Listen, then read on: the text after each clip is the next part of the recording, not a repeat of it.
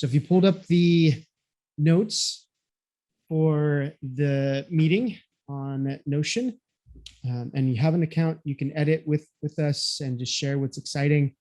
But I'll start and then I'll popcorn it over to someone else. Hopefully my internet connection is good enough. I'm going to have Ray kind of help me. It's going good. It's going good right now. If it gets really choppy, Ray's going to take over and kind of navigate us as well.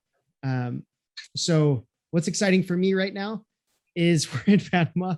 There's so many new things, and even the really difficult things are actually kind of, or like challenging things, or just strangely new things are actually kind of fun because yeah, it's all new, right? I got in an accident today in Panama and got to experience the insurance system here, the car insurance system here.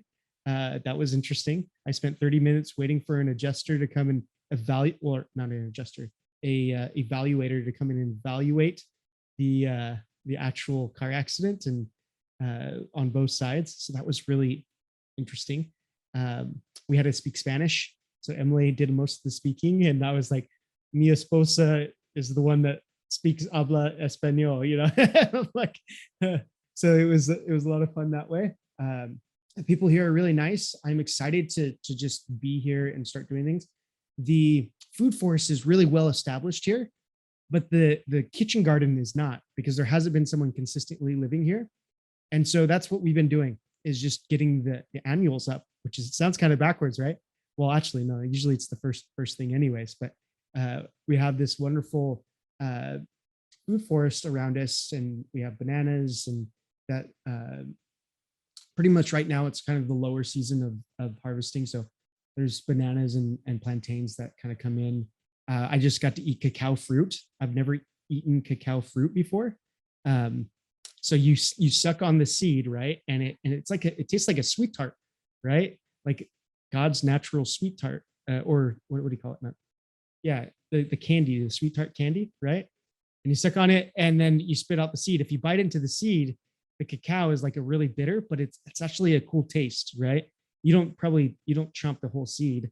At least I didn't. I just got the bitter taste. I'm like, oh, it's really strong, and spit it out.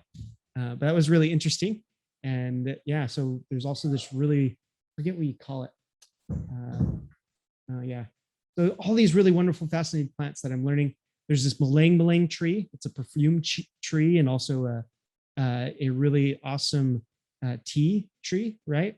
And so we take some hibiscus leaves and then take some Malang, and we make tea, sun tea, in the mornings, and then we drink that, and it's this really wonderful tea. Smells, I can smell the Malang tree, and it's like just over there. But yeah, so this is what I'm excited about right now, being on the farm and learning these things and being in a whole new place. I'm going to pass it over to Ray, and we'll go from there. Cool. Thank you, Josh. Don't know if the exciting things for me are that exciting. We've been in lockdown for a very long time, so everything's a little bit Groundhog Day. But I'm getting a little bit kind of more involved in hanging out in Discord servers and the NFT space, and just seeing how NFTs can play a big part in opening up new money into this world of regeneration. So that's quite exciting for me. The podcast is doing really well.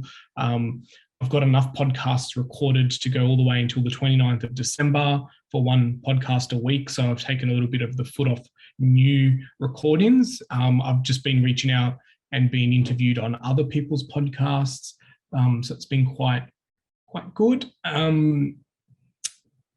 Yeah, that's about it really. Been watching a lot of Dr. Zach Bush content, and he's just released a new course, and kind of looking at that. And yeah, it's just been a sponge and watching a lot of information and going down this rabbit hole of Discord servers and NFTs and building up community. There's such a strong community culture in this Discord. I think people enjoy Clubhouse, and Clubhouse is so amateurish compared to Discord. And I feel like Clubhouse came from the voice chats on Discord, now that I'm seeing all the dots being joined. But there's just so much community being created. Discord's always been kind of put in the bucket of like for gamers, but some of the communities that I've been hanging out in, they're more than that, you know, and there's people, it's just really interesting to see how community comes together on Discord. So we've started our own server, and we've like been playing around with all the bots, and I've gotten my hands into coding again, which I didn't realize I'd get that excited about. So yeah, working with a few smart contract developers on the NFT space and getting into JavaScripting and just playing around in the sandpit and having fun.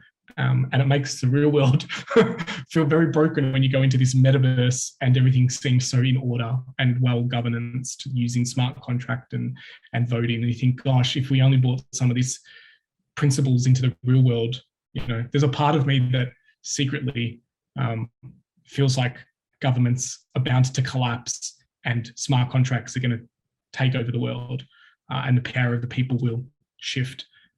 So yeah, I genuinely believe that we're past the tipping point of any regulation stopping what's happening in blockchain.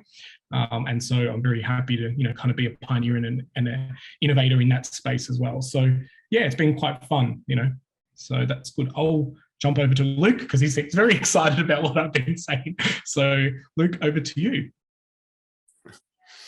Wow, thanks, Ray. Yeah, both what Josh was saying and what you're saying is where I'm at and what I'm feeling these days too. I have 2 Discord servers, by the way, that I've started to manage. We should connect. And I have 2 Absolutely. profiles there. 2 profiles there and 2 servers that I created. What's up for me right now, Ray, is like on the topic of how we can be the most excellent regenpreneurs now. What I'm thinking is, who out there is championing the raising awareness of triple bottom line companies? And people that know about triple bottom line companies are like inventing the 5th one, the 6th one, the 7th one, going far behind already, but still the masses don't know. And B Corps. Hey, I live in the city where the first B Corp was created. I think a winning combination and cause right now, which can be very rewarding financially, you know, in the worldly ways too, which would also serve the planetary needs and like potentially even slow down or reverse this hard curve climate change trajectory, you know, is raising awareness of these sustainable business models, you know, responsible. Yeah. Anyways, leave it there. Oh, wait, one more thing. Last night I started something monumental, a huge milestone in my life as an artist and for my professional presence as well. I created a society decades ago, and as you may know, there's necessary essential instruments for establishing a society, like a constitution or whatever, you know, a flag, a seal, you know, all these instruments. And I started to create the flag, which is only in digital form right now, in the physical form.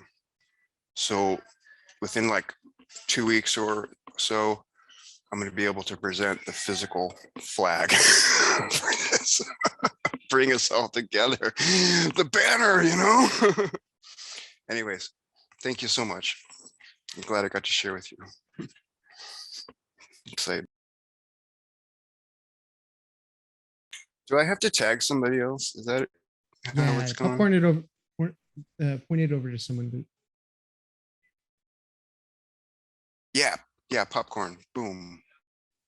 I'm just going to reshare the Notion. Merry Christmas. And seeing you. I want to hear from you, please. Sorry, I wasn't unmuted. Okay. So our garden was successful. We did a pumpkin patch and like a big one for the school. we dug trenches and we planted in the trenches, and then we put mulch around it, and we hardly watered the thing. Exciting. I was like really, really happy about it. I had a close call where I almost just like quit everything because my son was just complaining so much about the school. And it was kind of like if a mom like saved her plasma money to take her kids to Disneyland, and then they hated everything about it, the rides and Mickey Mouse and everything, like to force them to stay, like, you will enjoy this. It was it kind of felt like I had sacrificed all this stuff to help build this place but he was supposed to enjoy it. And so I was getting to the point where I'm like, he needs to choose this, and maybe I'm just going to pull him out. And then I'm like, and if I pull him out, do I want to do this? Because, part of why I was doing it is for my kids and the vision, and there's still a possibility of me doing it without them. But I had this moment where I kind of had an out, and um, it was kind of tempting because like at this point, everything I'm doing is volunteer. Like I'm doing a big job, and it's great. It's this awesome opportunity, and it's been exciting, but it's been stressful and it's been consuming. And it was just like I had this moment where I'm like, well, maybe I should quit. But I didn't. And then I kind of found myself and talked to him, and like, okay, for real, I'm going to pull you out, and then let's give it one more try. And then he had a good time. So, like maybe he's just getting the idea that he has to choose it, that his complaints, that I'm not going to, I don't actually know for sure what's going on with him, but I think maybe he had a reality check a little bit, because I'm like, okay, I'll pull you out and put you in public school or something. And he's like, oh, I don't want to do that. So anyway, so at this point, I'm trying to figure out grants, because I would like to get paid. So that's a thing. You can get burned out. And luckily there's still a lot of things that are like really exhilarating about it, I guess. But there's other stuff that grinds me down. So I'm like trying to look into grants, and from what I can see, you have to pay to get access to the funders. There might be some public, like some government, if it's government only, but that's like 75% of grants are private. And so, yeah, that's what I'm trying to figure out right now. But I kind of, it's exciting as well. Just if we could get somebody, if I could find somebody, just the idea of it, the hope of it. But I had a close call. That was kind of weird, but I made it. So I made it through. Maybe that's not that unusual. I don't know. But I don't think it for is. me, that's pretty much it. Mary, do you want to popcorn it over to either Charles or Salvador? And then I'm going to reshare the Notion again for Charles and Salvador and Luke, so we can all view the notes here. I think I lip read and Mary said Charles. Let's just go with Charles. Okay. Hi, everyone. I'm Charlie. I'm working in Savannah right now, but I came to the group because I'm an entrepreneur right now. I'm currently working on lots of different types of business ideas with organics. And I had a big vision with creating a bunch of green cities and implementing plant life and organic farming within the various communities, but also urban environments, whether it be parks or different business environments, and then turning everything green.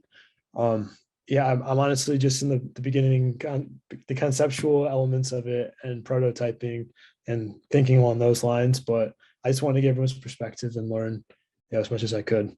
So nice to meet everyone.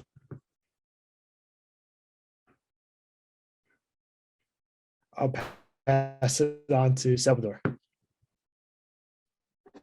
This is my cue.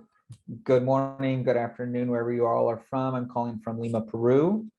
I'm originally from Humboldt County, Northern California, and I was a Peace Corps volunteer out here. I'm pretty close to Panama, where Josh was at. It's nighttime. It's getting dark here. Peru is playing Argentina soon. My wife is asking me to come in and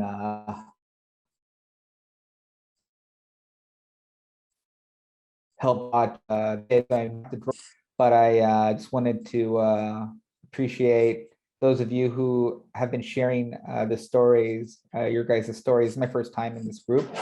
I am the Chief Revenue Officer for Ocean-Based Climate Solutions. We're leveraging the regenerative power of phytoplankton to end the climate crisis. Our goal is to grow enough phytoplankton to absorb enough carbon dioxide to yeah, like I said, end the climate emergency. We are currently, I'm in a battle right now, really, to either win an RFP from Microsoft, Stripe, Shopify, or get investment. So that has been my challenge since I've been on the team. And I learned about you all through Daniel Kleinman from the Seaworthy Collective, where we're currently at. And yeah, I'm here I actually started implementing OKRs for our company. And when I saw the group on OKRs, I was like, this is badass. I love this. I'm gonna have to join this and see what it's all about and be able to provide any thoughts and help the way I can. So I'm hoping to mostly listen and learn. But if anybody has a question, or if I could help, my background's marketing and sales optimization, inbound marketing, and I play the guitar. I don't know what else to say. I like ceviche, some food here in Peru. I'm happy to be here. So yeah. Awesome. Well, that's great and good to hear Daniel Kleinman. I've been following what he's doing, man. They are doing some great stuff, and glad to hear he's doing well and building out there.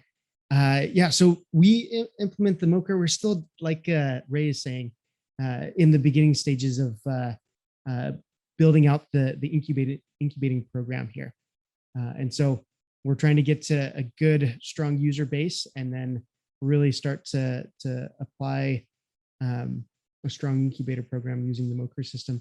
I've done it with other incubators, and so I know it's possible, and we've used it with a sustainable. It was called Sustainable Startups, and I was one of the originators and helped to kind of start the first cohort of sustainable startups. And we used the MOCR system, and it was really great to use that system in this place of entrepreneurship. So would love to chat with you more about it later.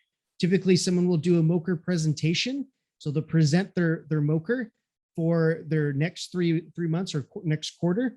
And then we come and we meet weekly. And the framework here is for these weekly meetings is to share what we're excited about, share things that are happening in our world, like events that we want to help each other lift up and stand up.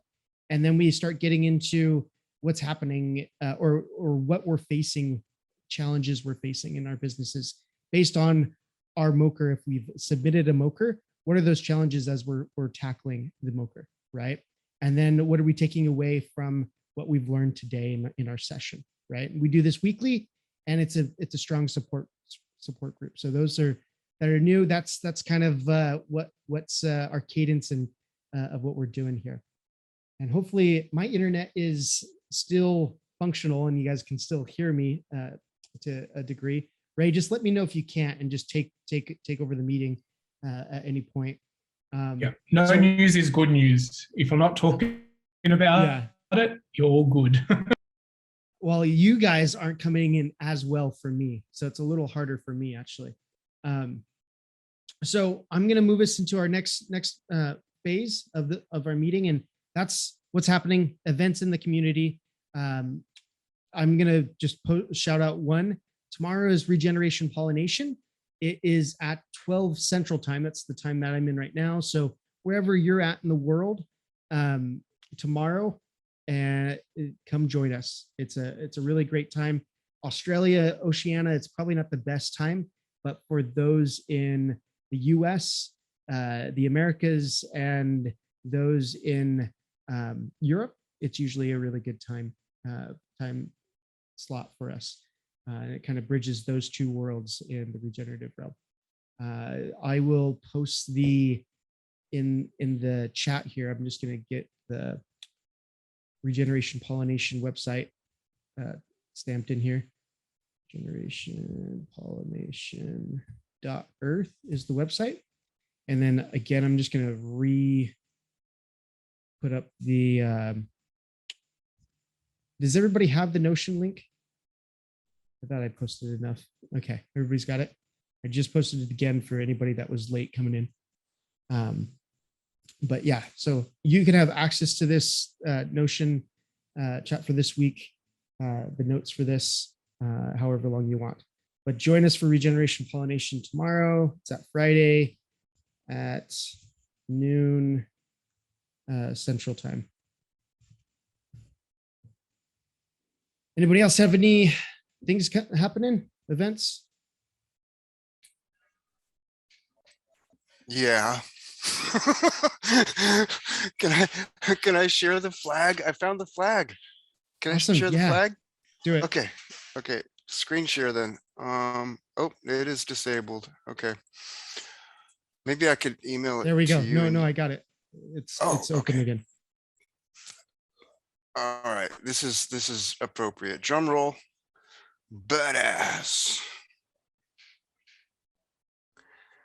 The meaning, the metaphorical presence of the elements in this flag are really important.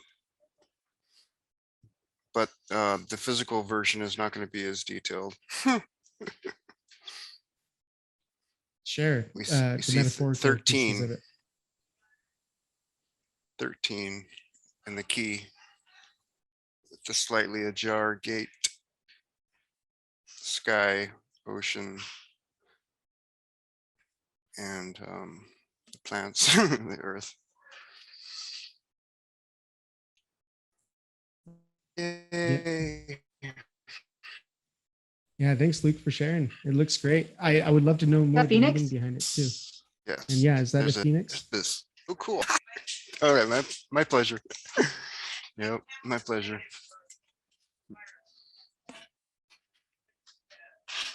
So in Ray, I'm terms gonna of actually- events, we do I'm gonna have have one you- that we're, I'm gonna have you navigate because I am so delayed that I can hear you guys, but it is late, and maybe you guys can hear me, but it's so delayed it's a little hard for me to move things forward. So Ray, if you can navigate most of the meeting today.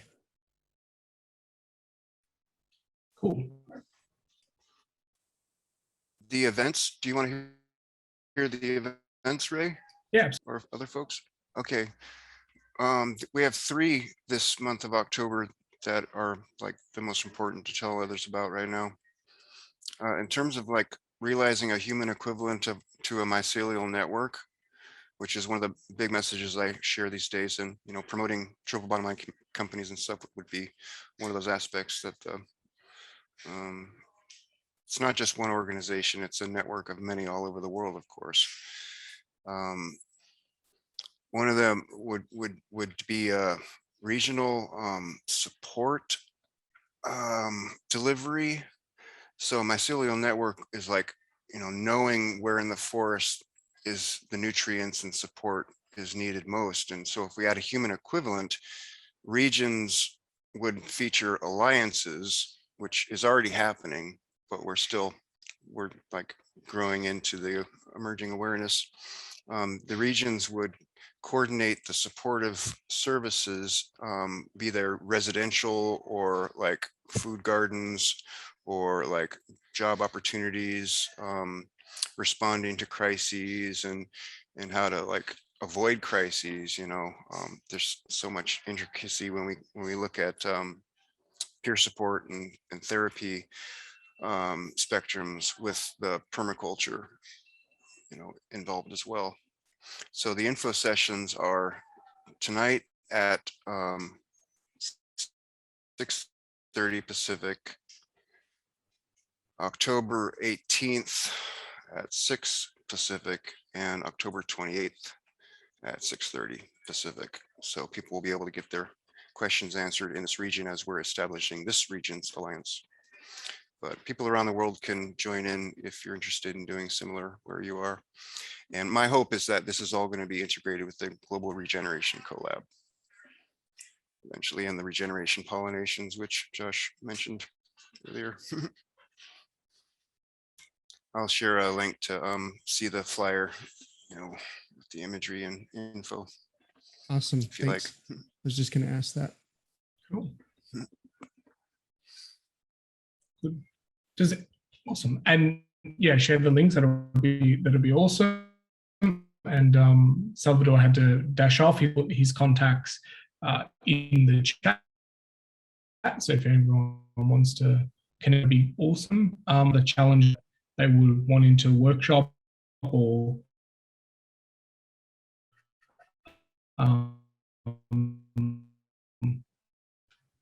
chat about at the moment, from our own journeys that can help you kind of fast track and get, some smart cuts put into place. So anyone can share, pop your hand up or unmute yourself and just talk about where you're a bit stuck or any challenges you're having. And often these kind of go not even into business. They might be like personal stuff, or like we can get some really interesting conversations going here sometimes. I think I'll start it off. I had a serious head injury and I couldn't talk for like 3 or 4 years.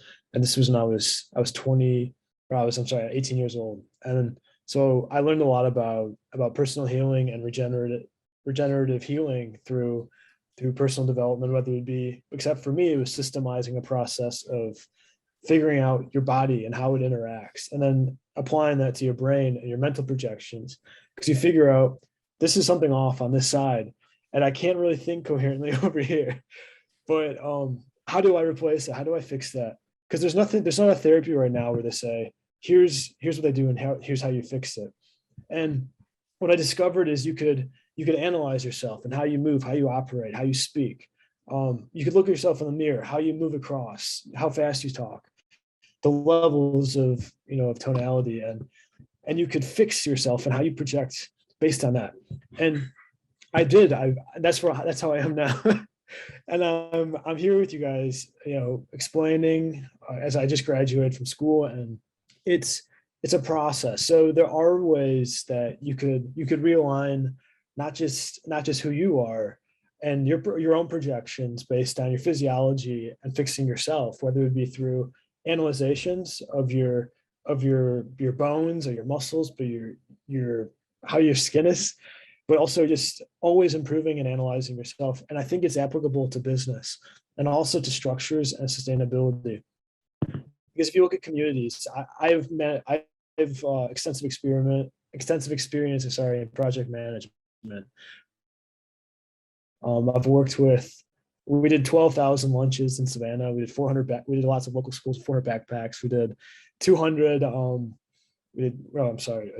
200 boxes of school supplies. And, but trying to rebuild a community is sometimes you figure out what's broken, then you try to fix it by realigning an ideal projection with what's wrong and fixing that variable and going the right way. And I'm wondering what you guys think about the business elements of this type of thinking and fixing something that's broken, and realigning in an innovative but holistic view to get that projection going in the right way to make a lot of money doing it.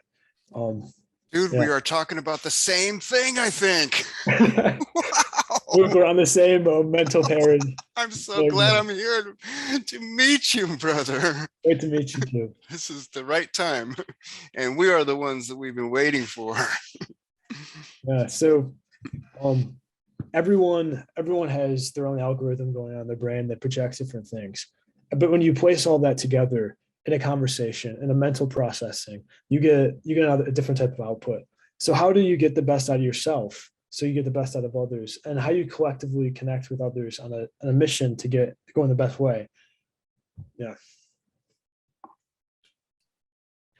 Well, one of the things that we've experienced a lot in this room is just learning out loud and just sharing a lot of your ideas. A couple, the more you talk about what journey you're on, what success looks like, who you're trying to bring into your universe, I think that tends to align you a lot more with like-minded people and people who might know somebody. My biggest kind of growth hacking with networking is it's not the people in the room, it's who they might know, and so often we go to, these events and think it's people in these rooms that we need to connect with.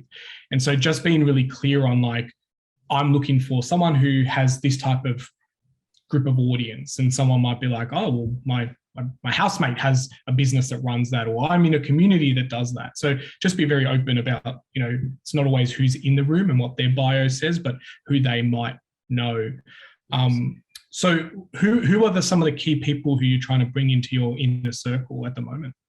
So with this idea in particular, I mean, I have like 2,500 pages of research, but this is an application I want to build based on mental projections. And you could solve regenerative diseases, you could solve head traumas, you could improve efficiencies of brain functioning based on an application that would analyze you. And that would be a computer engineer, software engineer. But then you would also need application developer. And then you need a business development representative, and then sales techniques and growing it. So it's a little bit of combination of everything, as well as investors and gaining seed funding.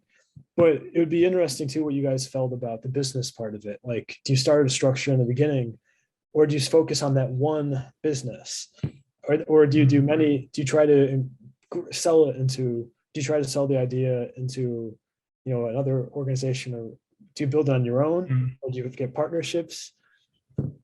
I'm not the best person to give this advice because I'm very hectic and I do like 10 projects at once. So maybe that's my blessing and my curse.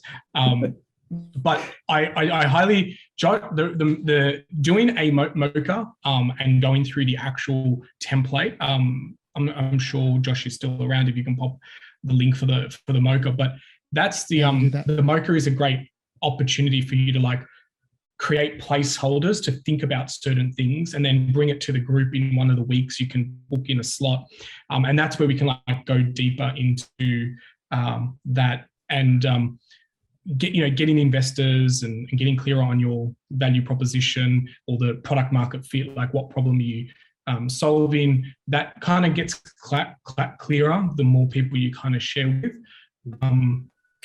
Luke, you've got your hand up. Happy for you to add value there. This is something that I've been considering lately in the process of evolving something like a nonprofit franchise idea.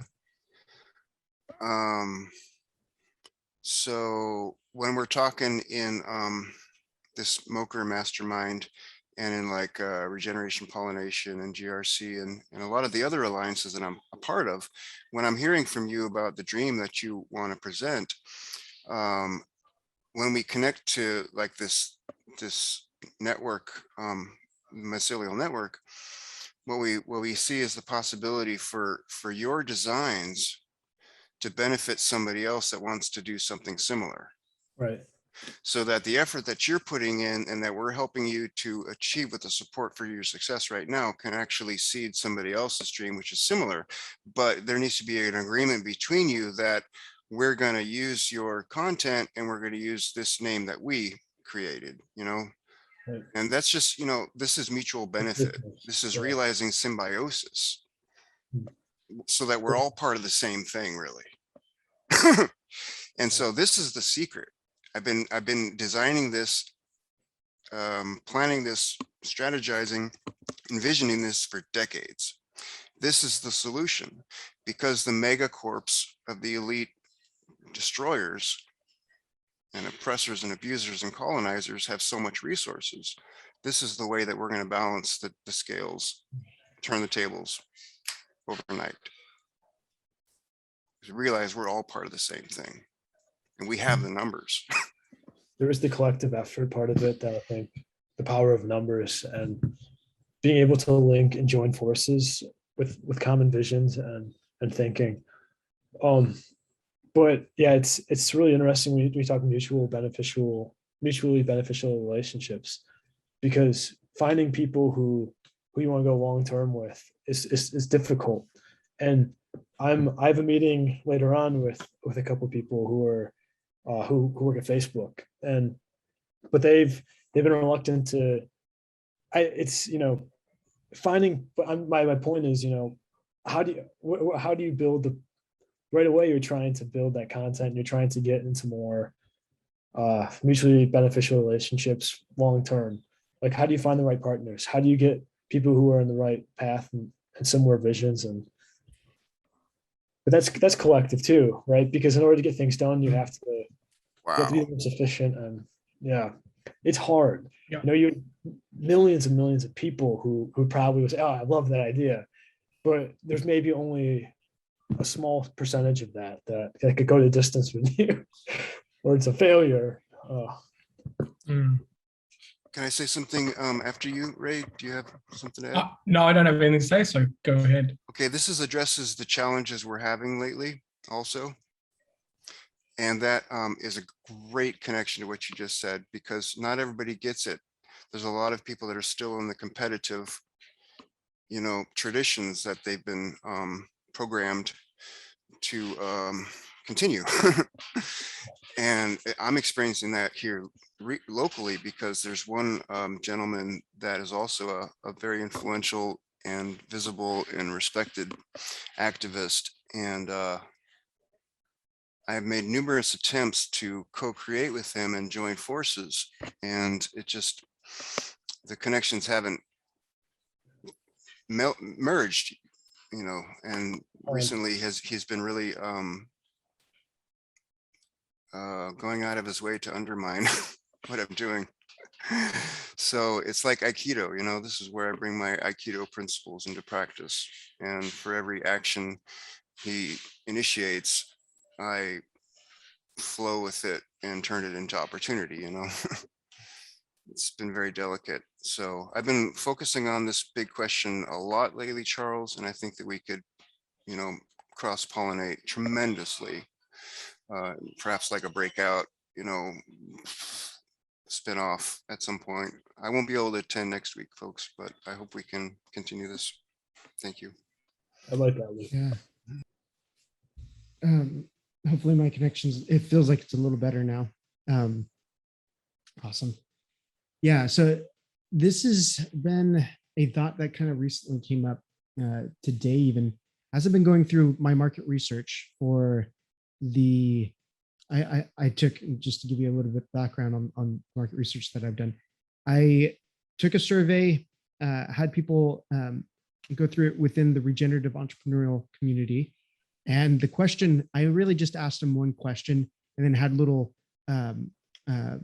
supporting questions to it. And it was an open-ended question of, what is your single greatest challenge as a regenpreneur along your regenpreneur journey, or something to that extent? I'm actually slipping it up a little bit. But I've asked several people that question now, and I've gotten 150 responses. I'm working towards 250 responses, but I'm doing just my analysis of where I'm at right now. And there's like a 20% of the population that they're talking about their challenge as this extreme, in a very extreme negative way within the regenerative community. And it's so interesting. And I'm wondering how we can flip this, right? How can we flip that negative energy, and it's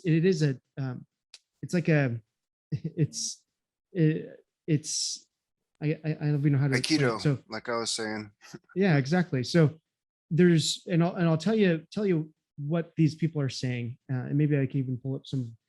Actually, I won't, because just to save people's privacy and those types of things, I wouldn't name names anyways. But just some of the, I'll just give you the essence of what this is saying. It's talking about white supremacy, people. It's all the things that are limiting them, and it's all these limiting beliefs. And yes, there's truth behind each and one and every single thing that they're saying. Like, there's problems and challenges with colonization and what that's, but they're focusing in on that, and that's what's stopping them. And it's like 25% of the answers that I'm getting is these external. My challenge is something that I have no control over, and won't, like they're basically saying that my challenge is everybody else, and I can't do anything because of everybody else, right? People, my neighbor my neighbors around me are using pesticides, and now I can't do the farming that I want because my neighbor, or this, that, and the other. And that's about it. It's surprising. I actually did. I'm like, man, why is this a pattern here, right? And I actually started counting the people that are doing this, and it's like 25% of the population in the regenerative community that I've asked is saying this. And I see it all the time already, just in conversation, but I actually have a number around it now, right? Of like, why is this the thing? And they're dragging people down with them, right? So a lot of this was in some ways, this was trolls towards my response, towards my my outreach, right? It was people saying, oh, and I'm not completely white, I'm actually very mixed ethnicity, but they were kind of pointing it towards me of like, you're a white male and you're taking over the world essentially, right? And like throwing me under the bus instead of actually like lifting each other up, right? And helping us, because we're all in this game together to help each other to get through this. How can we help one another, right? I don't know if this is exactly what it relates to what you're creating, Charles, but it's something that's on my mind, and I felt like it was similar. Oh, that's fascinating.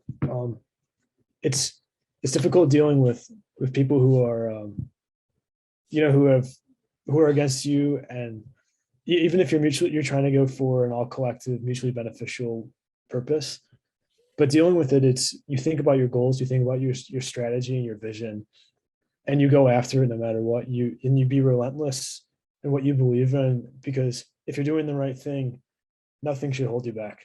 Now in that way, it isn't. Oh, you can see the respect. Can I just say something? Yeah. Yep. I just want to add to that as well. Like, no one's against you. I just want to change that wording, because if you're seeing it from that light, it feels like you and them. They're against themselves. They have ego in the way, and that's one thing that I've had to really learn recently. Let's take the current world climate at the moment. Doesn't matter where you sit on the beliefs. If you have to label someone a conspiracy theorist, that is you dealing with the unknown. It's not that the other person is wrong. So if someone looks at your idea or says, oh, that's crazy, like, I don't support it, that's their problem, not yours. They're just not coming from the same world. So I just wanted to disassociate and to say that it might not be that they're against you. They just don't understand what you're trying to achieve. And so and back to what Luke was saying before, we are all indoctrinated into the system to compete against each other. So this is just part of our education system, especially in the Western world, where if you help someone on an exam, you're a cheater. So if we don't have that level of support in 13 years or 14 years of indoctrination, imagine coming into the real world and how long it takes to break that belief of it's not you against me, we're in this together, and it's for the fight of humanity. So it's a very hard thing to break when someone's been conditioned for 14 years that you don't help each other, and by supporting each other, you're a cheater.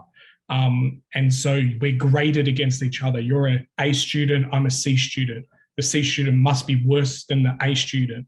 So it's massive paradigms that we need to break that mold.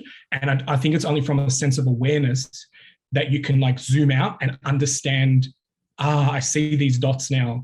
The person doesn't not get me or doesn't want to support me. They're just coming from a world of it's me against them, and that's until they break that belief, they're never going to understand your idea because they want to win. They want to own it. They honestly, wanted to make it their idea. Yeah. What you're describing empathy, and it's coming from another perspective, right. And that's right. It's being accepting of all viewpoints and all ways of discussion, whether you agree or disagree, or if it's angry or if it's mean. It's just a description for a word, but how you deal with it, there's different layers of emotion, right? And it affects you in different ways. Everyone's different. But having that stake in the ground, that ground, and then just taking it and then accepting everyone for who they are, that's the basis of, yeah, in my opinion, the most effective way. Because as you stand there and you take it and you accept everyone's human and we're all equal, then you grow strength through that common understanding and that getting rid of that barrier. Yeah. I agree with you. That's a good point, Ray. I didn't mean it like that. I was No, I know, but I know it's just careful word selection because it does matter. You know, I was looking to all inclusive. yeah. I'm an all inclusive guy. Like I just left the Harvard racial meeting for African American equality. That's everyone should be, no matter what background, skin color, they all deserve a say. And that's, we're all from the bottom up, work with the homeless all the way to the billionaires. We're all human, and that's something that we're missing. I gotta get going, guys, folks. Thanks, ladies. Luke. And can I just share this with you in parting, please? Yes, absolutely. Yes. This was my choice of response to the douchebaggery. Oh, I'm sorry, the attempted sabotages recently. So I'm not going to go into the backstory of what happened. What I chose to do was view it as free advertising. This like going around me and sharing about to all the leaders in Oregon about this in kind of an undermining, sneaky way. I chose to view as just free advertising. So that's what these 3 info sessions are. Like, oh, you want to know more about this? Okay, thanks. Come on in and have it straight from the horse's mouth. So that's a good example of how we do it. And then right after that, I followed up and I shared this message in post and reply to something this guy shared. I said, wow, this is great. I really like how you communicated the information. I'm really eager to listen to the podcast. And it's like, there's no battle, And then this other guy, right after I sent that, this is like one of the topmost leaders in all of the United States in this field. He is like basically the top guy, Dr. Daniel Fisher, a psychiatrist, alternative psychiatry. He says, I second that emotion. So I guess it went over pretty well. Let's see if this encourages a cultural shift in this guy that is slow to get it. Thank you. Yeah. And ripples. Thank you. Ripple effect. Carry it on, folks. Yeah. And just Thank you. Just switch that energy and send it back out. That's awesome. I saw an amazing post this week on Instagram. We've somehow adopted in Australia the Dob a friend model. So you snitch on your friends and you snitch on the businesses that are trading and wanting to serve unvaccinated when it's deemed illegal. The person posted and said, to the person who rung Crime Stoppers and reported us as trading, I send all the love in the world to heal that broken heart of yours. I just thought, here's someone whose business has just been closed down and he's still wishing healing vibration on someone. Pretty interesting, observation. I think, humanity is seeing that something doesn't look right, feeling that doesn't all feel right. And we are kind of coming together more and more as a community and as a oneness. The internet sees no borders, nature sees no borders. It's all man-made illusions on top of free land. To have a border that we all fight over and change beliefs just by a line that's imaginary is crazy. 2021 online world that we kind of live on. We are all part of different parts of the world, conversing in a room.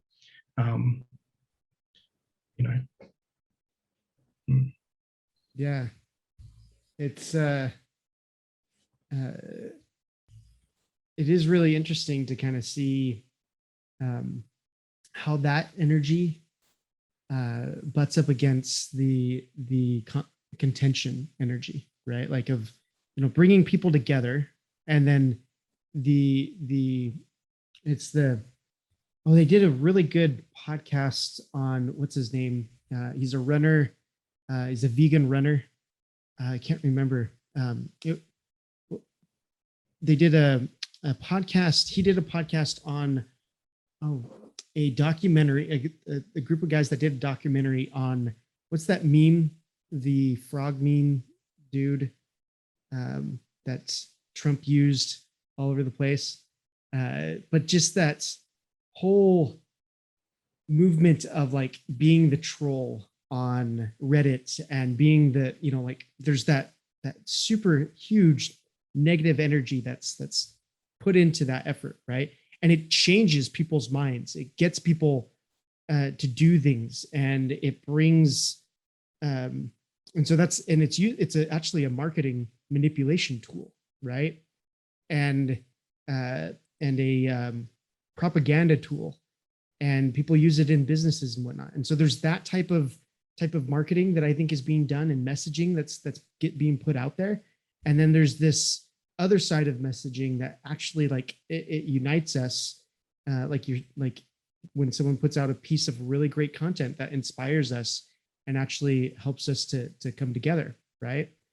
And I feel like there's more understanding and study done on that type of marketing and that type of messaging, like the negative side, rather than what we're kind of talking about here, of like how can we really help one another kind of switch the programming of people that maybe be talking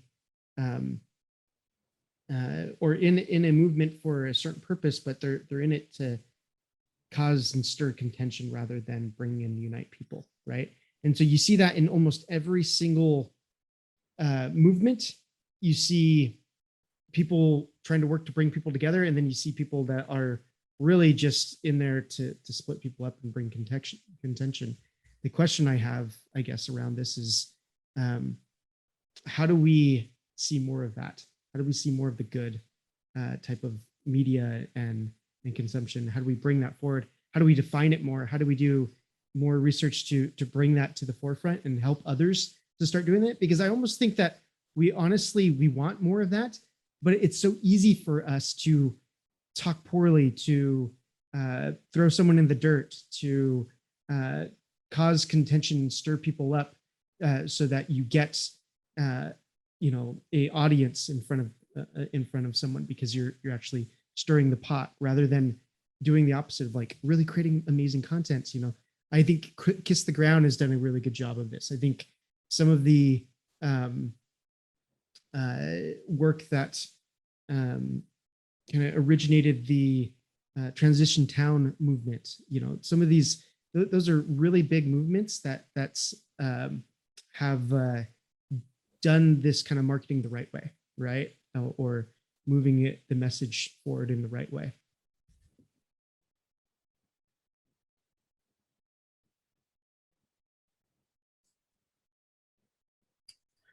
Yep. And I had the pleasure of interviewing Kiss the Ground on the podcast, Secrets of the Soil, last week's episode. And I was just really interested in the conversation. It took 7 years to make the documentary that is on Netflix, which is 90 minutes. So imagine capturing 7 years of content and then having many key stakeholders involved in the narrative of that story to get to that point of 90 minutes.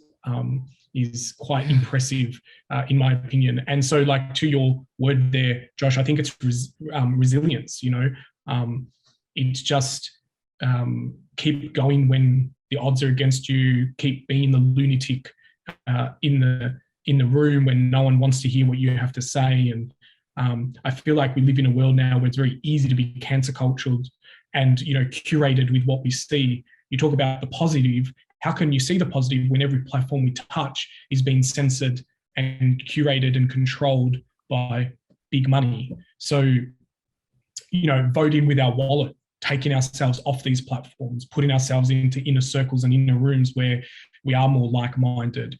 And, we spoke about this a couple of weeks ago as well, where it's like, how do we encourage the conversation of, this looks blue, this looks teal, let's still be friends, even though you see it as blue and I see it as teal.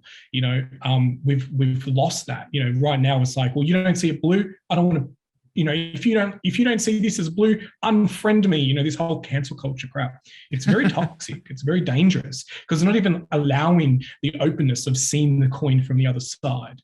And this is what I worry about, is all these platforms who have sucked us in, and so many people now believe, and I'm one of those that feel like, I can't leave Facebook. I'm trying to run a business. Like, my business relies on Facebook to exist, or maybe that's an illusion. I don't know. I haven't been able to build the confidence to break that belief yet. I've gone and researched to terminate my account, and then it says you will lose access to all these pages. And I think, oh God, am I putting my business into turmoil by making this personal choice of boycotting Facebook? Like, I don't know. I subscribe to YouTube. Do I like the fact that they're censoring people and removing videos that have been there for 10 years all of a sudden, because now it hits a trigger keyword that might be like heal the body, and you can't heal the body? Like, it's just crazy. Do I support these platforms? I don't know, but I also hate the ads. So I pay $20 a month, so I don't know. It's very, very hard when we're living in a world where the news is very curated and we get a very skewed sense of reality. Yeah, I think the resilience factor is key there, right? Like, how I get knocked down and I get back up again. Yeah, well, and then also just being like crazy optimistic in those 7 years. Like, you have to be looking at everything in such a way that you're able to see the good through the bad, essentially, and highlight that good, and then be able to share that story, right? And that is really great media, right? That's media that moves us forward. That's media that brings us together. It's content that can withstand and shows that it can withstand, because you're showing that story progress over time, and you're seeing the good stuff. What's the other one? That documentary on The Biggest Little Farm, right? Just really, not, showcasing challenges of like fire and climate and those types of things, but done in a way that's like, very positive. Like, you can create a change in a very big way on a small farm, right? Some of these different pieces of media, I think, are really helpful to change the narrative and the culture that is really destroying us right now. And I think it is what you're saying about resilience is a huge piece of it.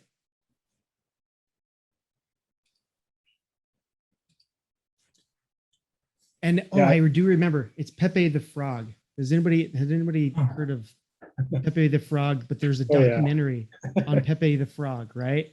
And the you would love Pepe, Discord. He's the #1 used meme on Discord.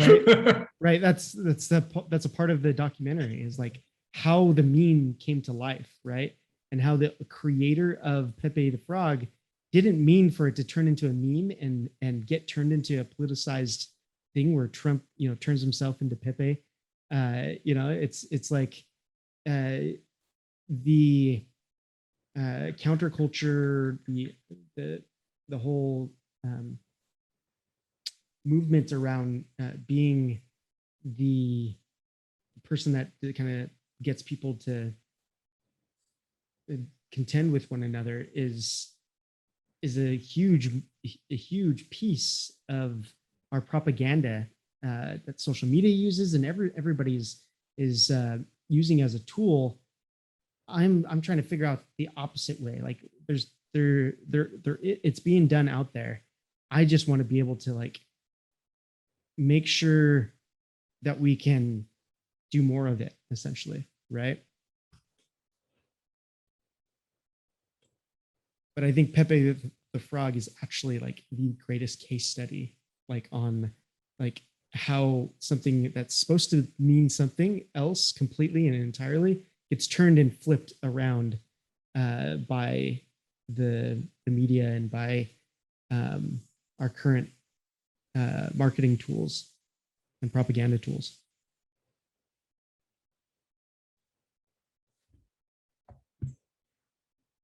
What's crazy too is Pepe the Frog now is one of the most famous memes, especially in China, through WeChat.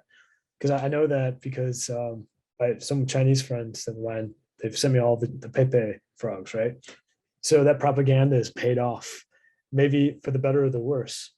Now, if you think more on national movements or getting things done on the collective regional levels or local levels, what type of marketing campaigns do you want to go after? Joshua, you were mentioning bringing people up, right? Not bringing people down, and I think that's a super important point.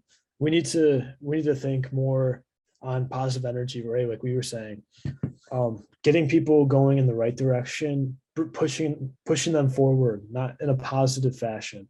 If you think of all the positive words out there and you apply it to marketing campaigns, how would you compare that to what's actually out there now? And you could probably find a lot of discrepancies and efficiencies, a lot of words that you could replace, like coercive or manipulative, propagandism.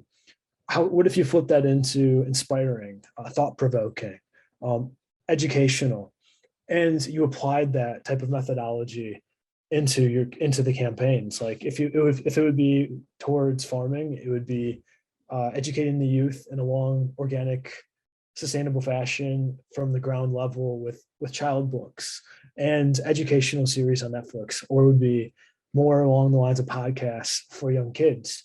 And so you're working through generational, that would be positive marketing, in my opinion, but also maybe cartoons. And I'm an idea guy, right? Creativity and working on the lines of that type of your vision. If that vision is good, then impact people in that way. Maybe impact's the wrong word, but create an atmosphere that is all inclusive and that all people feel welcome to move forward in.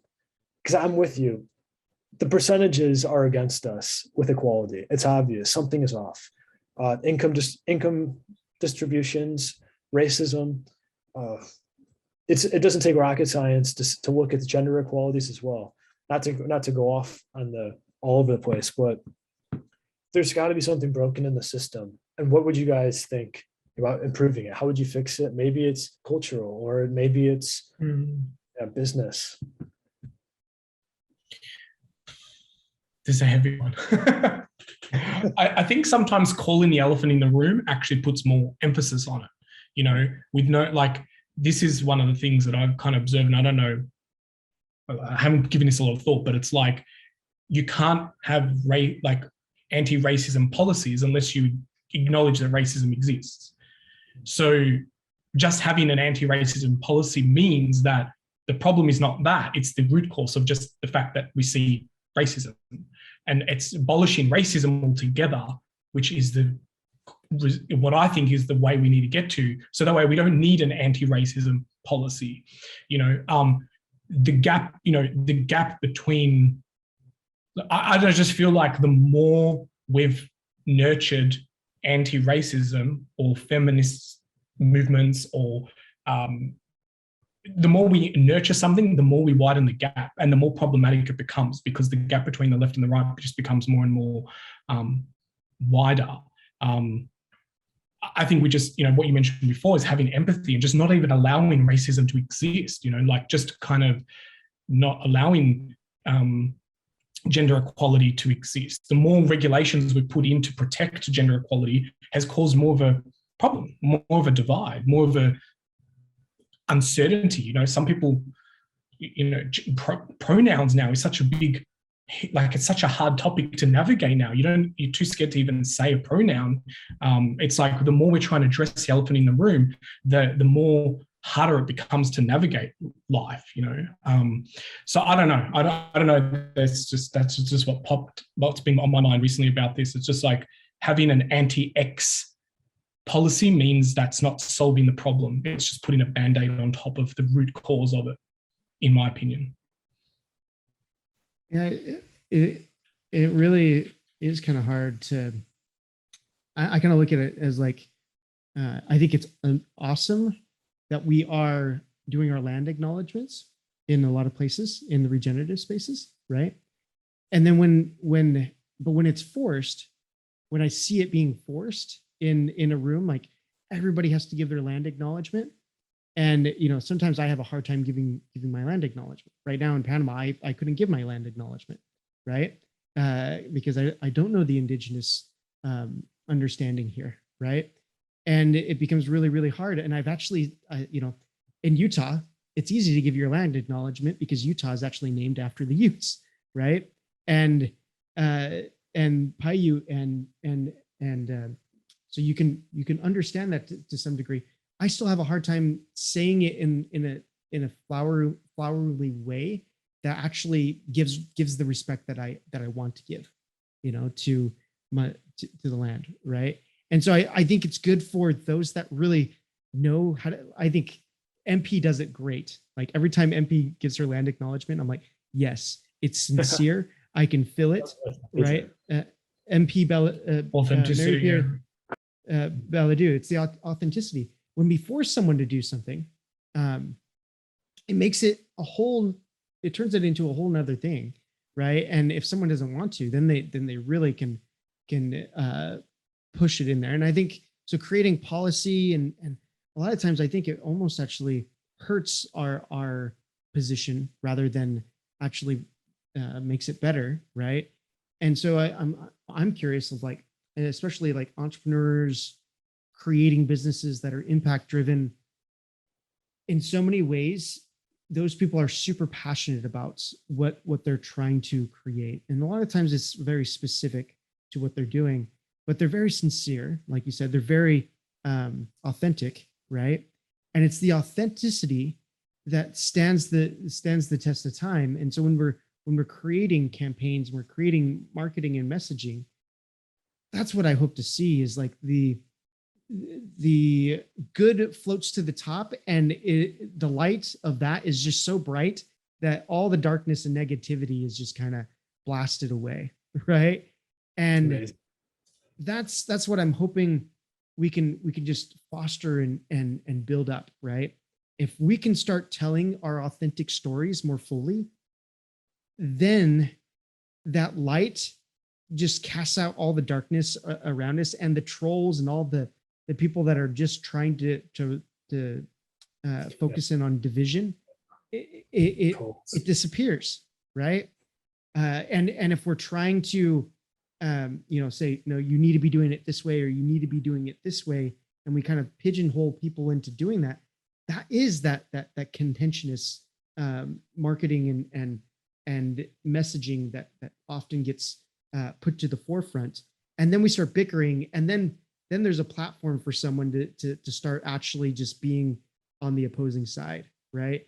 But if all we're doing is helping someone to, and Luke, I think Luke would like this as well. Is like, so let's take this person that's passionate about this opposing side, and let's try to lift him up and try to find the good in his message, like the passionate pieces of it, and like the pieces of light and brilliance that's there, and be like, you know what, you're right, that there is these things here, there is this thing, and help them to kind of reframe it in such a way that they're not looking to be contentious, but actually just really truly showing the authenticity in them, right? I don't know if that's the solution to it. But. No.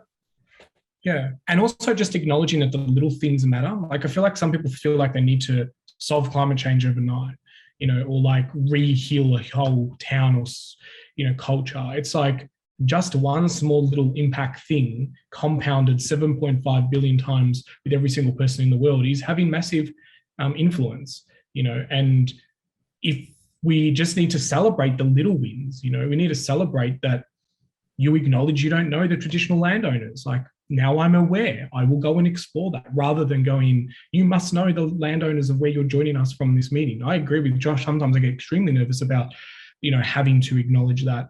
And it's not that I'm not coming from a space of not being authentic. It's just like I'm caught off guard. I struggle with pronunciations of normal English words, let alone my traditional landowners' words. So, just giving permission to do something little and celebrate that. We don't need to move mountains. We don't need to, because I feel like everyone has this kind of anxiety and burden that saving the world is on their shoulders.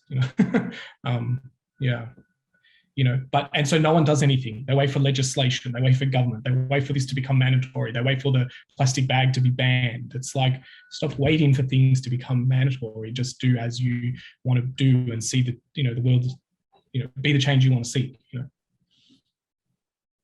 I think changing the world too is down to the person and individually. You could impact so many people just by your words, by your actions, your body language. Your walking out to the street.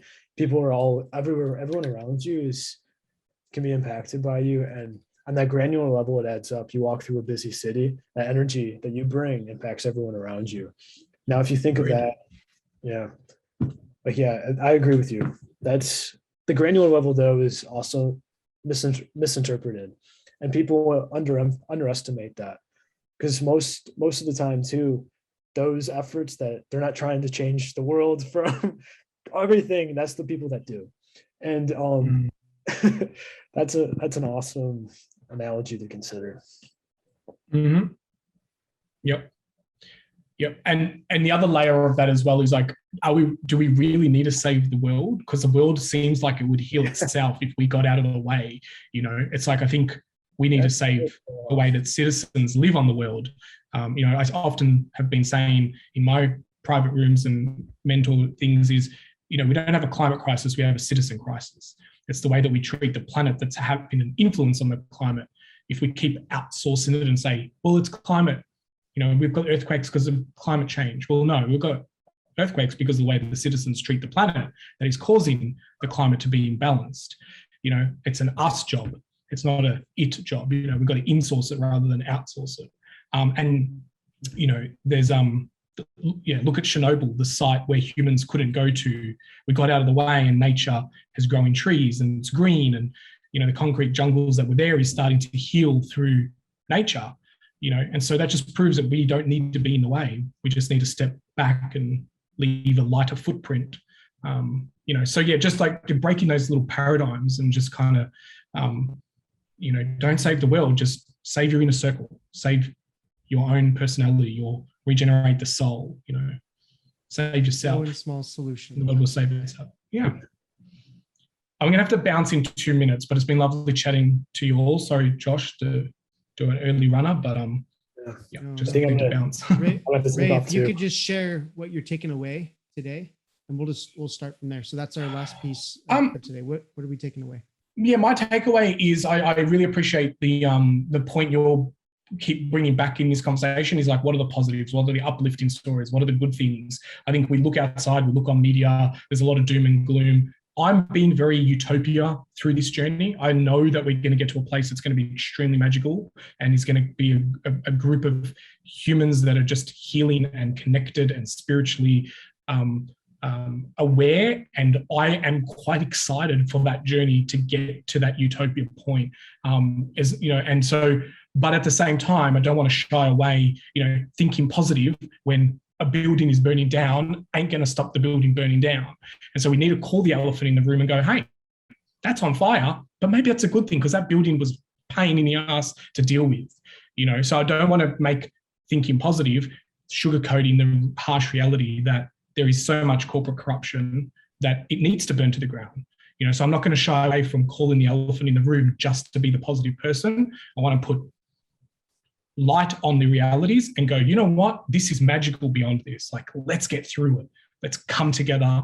Let some fires burn, and let's fight the fires that we can actually have control in, and will get us closer to that utopia.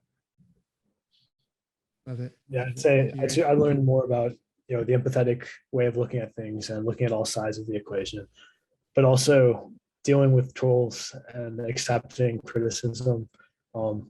Because I've dealt with that as an artist online, you get a lot of good comments, but there's some bad ones, and those are the ones you have to deal with. And having a value system that you can rely on no matter what. You believe in yourself, right? And you believe in that virtue, and that's the organization that you're going to project and create. If it's long-lasting value, then that's what it is. So the better person, the better company, the better. And like Coca-Cola is the most long-lasting company. I was, for some reason, I was thinking parallels between what you were saying and Coca-Cola for some reason. I don't know why, but it's like, how do you create 100-year-old person from 100-year-old into a 100-year-old company? Yeah. Yeah. It's interesting. Thank you for sharing, Charlie, and thank you for joining us today. It's good to Great have to you. meet you guys. Yeah. Really enjoyed it. Mary, I know you've been listening. Share with us what you're taking away from today. So just yesterday, I read about Buddha with my kids for school.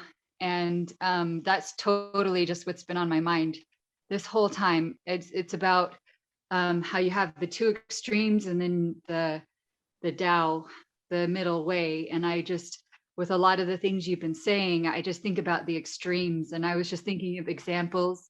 It's just something I do. I'm just metaphorical, like, just like if somebody is starving, so now, the wrong way to go about it is now we have to overfeed them constantly because they were starving once, or this person was born with more food than they needed, so we need to starve them. It's like, no, actually everybody needs to eat a balanced diet, not too much, not too little, like just in the middle. I don't know if you, I hope you can follow me. I think you can, but this is just what I was just thinking of, these kinds of examples, like, and also that green grass needs water too. So it's like, if part of your lawn is dead, you want to give special care to it, and you want it to be green, but you don't want to have rage on the rest of the lawn because it is green, like, that's good. Let's make it all green. If someone starts from a lower place, let's lift them, not punish someone who started at a higher place that had absolutely nothing to do with their circumstance. It's kind of like, and then you were talking about force, and I was just like, yeah, like, it's when you force something, you can take the best thing in the world and you force it and you completely destroy it. Like, enjoy the sunset by gunpoint. Enjoy it. It's like, no, like, you just totally ruined it. They're not enjoying it because you have them at gunpoint. Like, there's just so many things that I see in the way that people do things in the world where they just do it backwards. They do it wrong. Like, they're trying to do the right thing so hard that they're just destroying it, and I almost just prefer to think and talk in metaphors than to talk about the real thing, because somehow it just like expresses it better for me, I guess. But that was my takeaway. It was just like, yeah, the Buddha's awesome. Like, yeah, like, it was just right there in my head. And I just, those extremes, because that's what people try to do. They try to correct one extreme with the other extreme, and they're both totally wrong, so you're just making another problem. So anyway, yeah, that's it. That's awesome. Thanks for sharing. This was a very heady and very philosophical conversation we had today. It doesn't always go this way. So if you're wanting more of the technical entrepreneurial building as well, that happens. But this happens too. And I love both of this and both sides of our conversations here, and just the many different conversations that we get into. So what I'm taking away from today is that really is I'm realizing that there's a strong need, and it's validating some of the market research that I'm doing. One of the kind of educational, because we're an education company for entrepreneurs in the regenerative field, we're kind of building out our curriculum or educational spheres, right? And one of those is the personal development side of the entrepreneur, right? Empowering that entrepreneur, and really that's what I'm getting out. The energy that I got out of today was really that, like, I needed this today, and I really didn't know I needed this until it came up. Of like, I probably had some other problems that were more technical for my business, but today I needed this to be able to be a person in this field and work through the very real challenges that are happening in life as an entrepreneur. And that's what I'm taking away, is uplifting myself, having conversations with others that are going through these same challenges together. It uplifts them as well, and it uplifts us together. And that's what we need a lot of times, is heady conversations like this to keep us going. So that's what I'm taking away. Thank you so much for all you guys do. Really, really am blessed to have conversations with you guys and to go through these things. So Ray had to hop off. Thank you so much. We're kind of ending it to today. Charlie, if you want to know how to set up a Moker and present your project that you're working on, I would love to walk you through that. I did share a link in here. I'm not sure if you got that link for the Moker. And if you have any questions, I can help you do it. Mary's done a Moker presentation. We can do those as often as you like. If you want to redo your Moker, Mary, as well, you're more than welcome to do that, because it changes, right? We were supposed to be doing it every quarter, and we present those Mokers, and then we come back to these places to share the challenges as we work through those, right? And the conversation could go wherever it wants, but really it's the work that we're focusing on that's hopefully stemming the conversation today, right? Like in my Moker, a lot of that was my market research for my Moker, and it kind of showed up in my conversation today, right? So thank you again for all you do. And Josh, I just added you on LinkedIn. Mary, there's a lot of Merry Christmases. You might have to add me. That's so interesting. Yeah. Yeah. You're the first Merry Christmas I know, Mary.